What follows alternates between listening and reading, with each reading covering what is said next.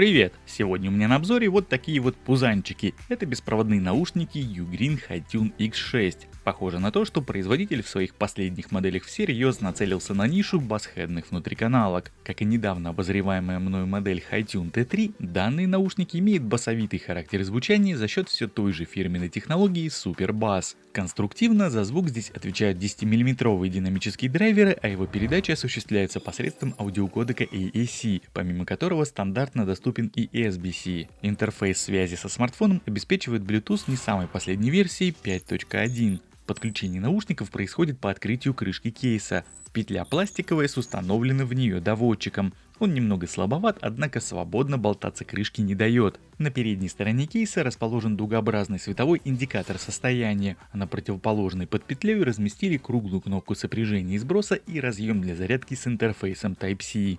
Зарядный футляр оснащен аккумуляторным блоком на 500 мАч, а время полного цикла его зарядки вместе с наушниками составляет порядка 2 часов. Сами же наушники с 0 до 100% пополнят свой заряд от кейса в течение 1,5 часов. В них установлены АКБ на 50 мАч. Вообще, если говорить про формат самих наушников, то по идее перед нами внутриканалки с ножками. Только вот эти самые ножки здесь какие-то не совсем стандартные. Благодаря такому дизайнерскому ходу наушники выглядят, да и чего уж там, ощущаются пузатыми. И несмотря на то, что посадка у них довольно комфортная, снаружи они немного из ушей выпирают. Даже в моих не сильно стандартных ушных раковинах это заметно. Тем не менее, заниматься в них активным спортом можно, выпадать не должны. Заявлен класс защиты от воды по стандарту IPX5. Звуководы здесь прикрыты металлической перфорированной пластиной и немного длиннее привычного стандарта. Данное конструктивное решение многим должно понравиться, ведь такой подход обеспечивает более лучшую пассивную шумоизоляцию. Хотя по-хорошему данная модель оснащена и системой активного шумоподавления, но при этом режим прозрачности в наушниках отсутствует. Здесь доступен только шумодав на 35 дБ. Для реализации его работы в наушниках используется 6 встроенных микрофонов, по 3 на каждую сторону. И вот по данному вопросу могу сказать, что свой максимум ANC отрабатывает четко. В очень шумных локациях система реагирует хорошо. Однако из-за отсутствия какой-либо градации по уровням или функции адаптивного режима, как в более дорогих моделях, в локациях с меньшим уровнем шума ANC иногда перебарщивает. В общем, в малошумных местах лучше пользоваться наушниками в обычном режиме. Пассивного шумоподавления будет вполне достаточно. Но если говорить в целом, то сама ANC история здесь рабочая, так что вопросов у меня по ней нет. Вообще, если говорить о функциональности данной модели, то даже в отсутствии как такового фирменного приложения с имеющимися жестами здесь распорядились довольно удобно. При этом наушники могут похвастаться полноценным управлением. Одинарный тап по любому из наушников в режиме воспроизведения музыки отвечает за плей-паузу, а в режиме звонка данным действием можно ответить на вызов или завершить разговор. Двойное касание позволит регулировать громкость. На правом наушнике в плюс, на левом в минус. Если же коснуться наушника трижды, то по такому действию можно переключать композиции. Правый отмотает вперед, а левый в начало трека либо назад. И вот на тройном касании производитель в этот раз не остановился. Тапнув по любому наушнику 4 раза, можно переключаться между игровым режимом и режимом музыкальным. Да, здесь, конечно, легко можно промахнуться, однако наличие самой возможности кого-то может и порадует. В принципе, английская озвучка в наушниках имеется, так что понять, в каком режиме находятся наушники, можно. И тем не менее, по жестам еще не все. Удержание пальца на сенсорной области в течение секунды позволяет активировать режим ANC, режим активного шумоподавления, о чем также оповестит женский голос на английском. Ну а если удерживать палец 2 секунды, то здесь в игру вступает голосовой ассистент. Чтобы все это дело не перепутать, на 1 и на 2 секунды из наушников выходит системный сигнал. Если же палец передержать дольше, то наушник принудительно выключится. Несмотря на огромное количество жестов и всевозможных манипуляций, к управлению быстро привыкаешь. Если все делать четко, то мискликов быть не должно, даже на одинарное касание. Как я уже успел озвучить в предыдущем разделе, наушники имеют на борту опцию игрового режима. Производителем заявлена задержка в 50 миллисекунд, но по факту, как я уже убеждался неоднократно, такой низкой задержки нет даже в более дорогих моделях. По крайней мере, проводя свои стандартные тесты на популярных шутерах PUBG Mobile и Call of Duty Mobile, я получил результат в 160-240 миллисекунд. И это очень даже неплохие цифры. Играть при таких раскладах весьма комфортно, особенно в каких-то динамичных сценариях. Понятное дело, что провода заменить эти наушники не смогут, но в целом для игр подойдут.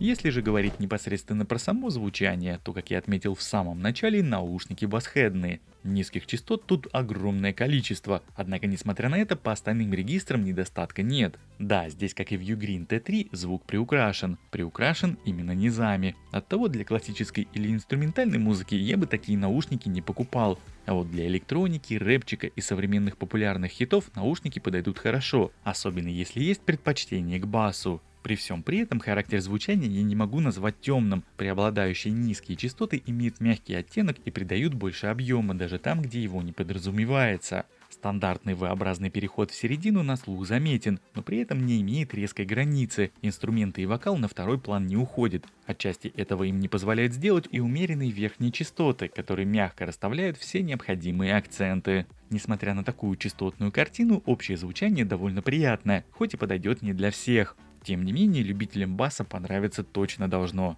При том, что и по громкости наушники не подвели. Запас имеется и весьма хороший. В моем тесте автономности на 100% громкости в обычном режиме наушники отыграли 4 часа и 35 минут. Результат, конечно, не такой крутой, как у предыдущих Hi-Tune T3 с их почти 7 часами на одном заряде. Но тем не менее, наушники громкие и большинство, скорее всего, остановится на отметке в 80%. Но при таких раскладах рассчитывать часов на 5,5-6 уже можно смело.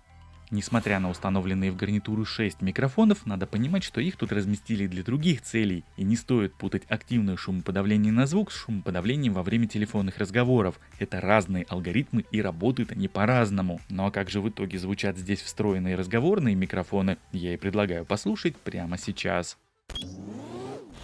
Ну а теперь настала пора проверить, как отрабатывают встроенные микрофоны в наушниках Ugreen Hi-Tune X6. Я сейчас первым тестом решил поставить именно такие идеальные условия, чтобы можно было от чего-то отталкиваться.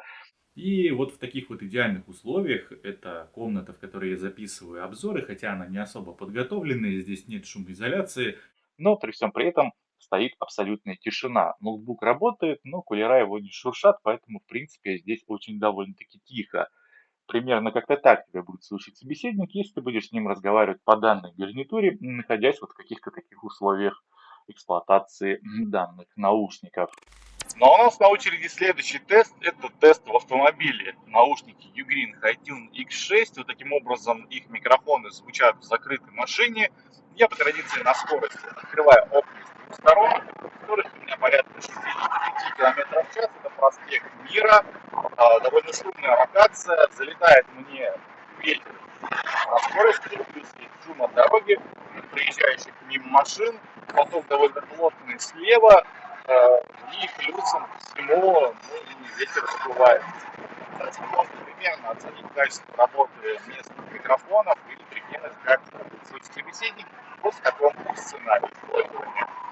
Ну а на очереди у нас заключительный тест работы микрофонов в наушниках Ugreen Hi-Tune X6. Я сейчас нахожусь в небольшом таком парке рядом с метро ВДНХ.